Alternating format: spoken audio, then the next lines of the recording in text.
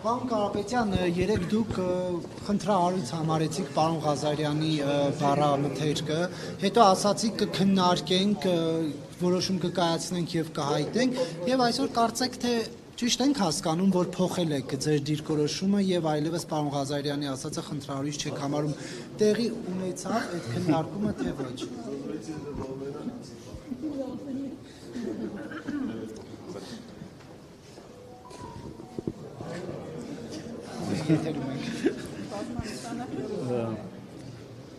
Խմբակցության նիստի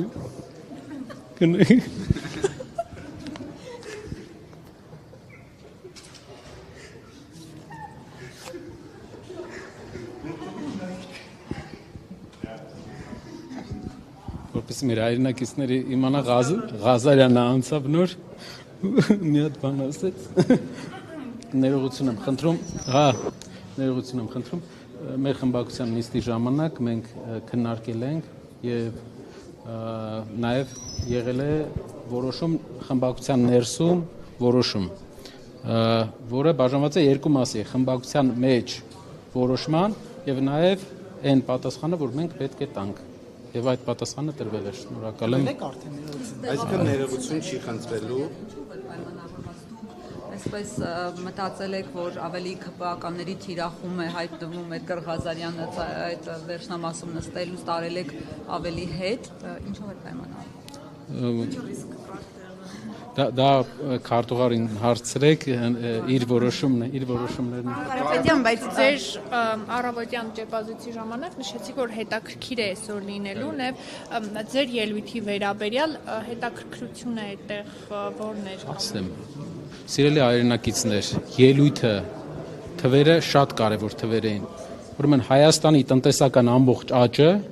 այսօր մենք ելույթով ցույց տվեցինք, որ երկու բանից է կախված։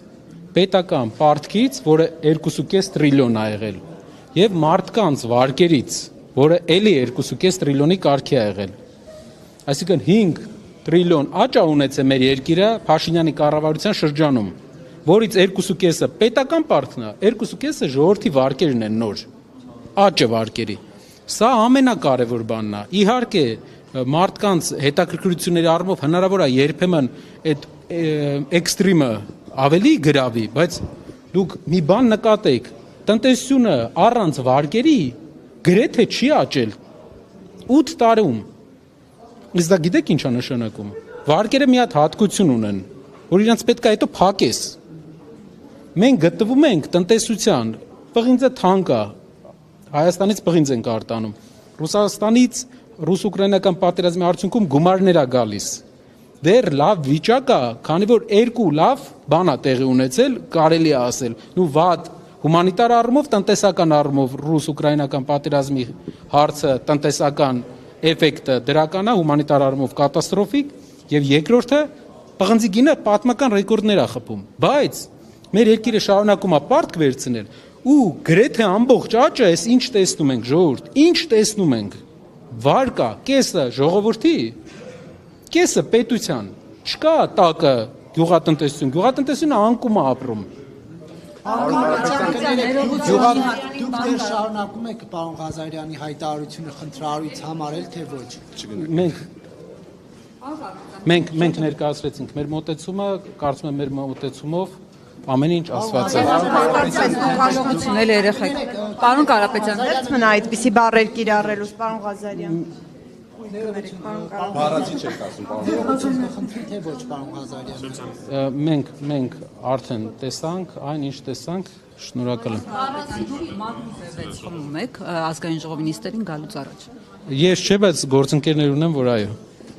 Ո՞նց է ձեր նյարդերը դիմանում, երբ որ ձեր առջև կանգնած, ձեր թիմակցին ընդհանուր առհասարակ շատ վիրավորական եւ կոշտ բառապաշարով խոսում են, մատ թափ տալով, չգիտեմ, ասում են ազգային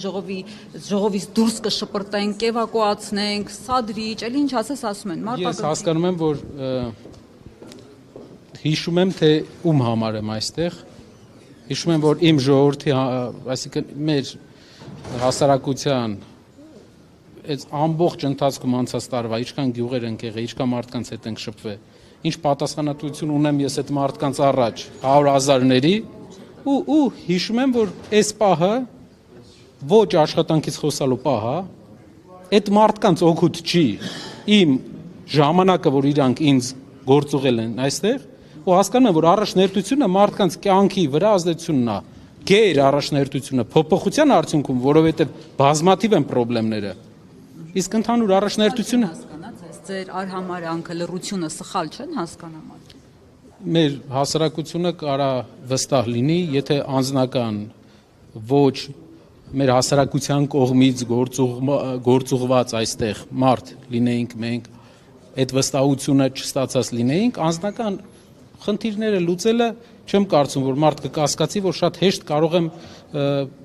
խնդիրների տեղային լուծումներ տալ, դրական։ Բայց կարծում եմ, որ առաջնայինա մեր մարդկանց կյանքի բարելավումը, հիշենք ինչի համար ենք մենք ստեղ եկել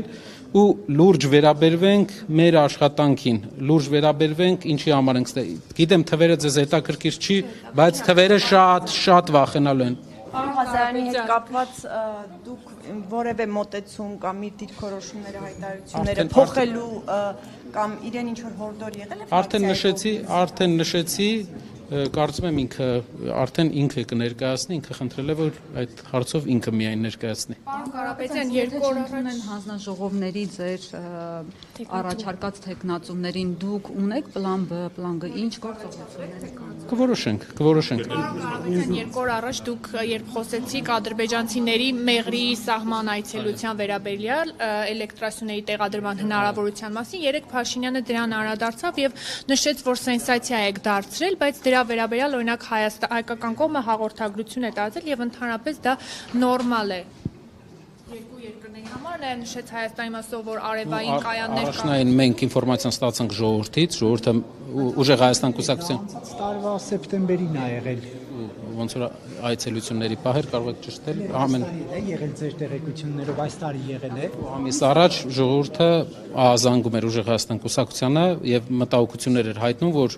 ադրբեջանցիներ աշխատանքների ինչ որ ուսումնասիրություն են կատարում մեր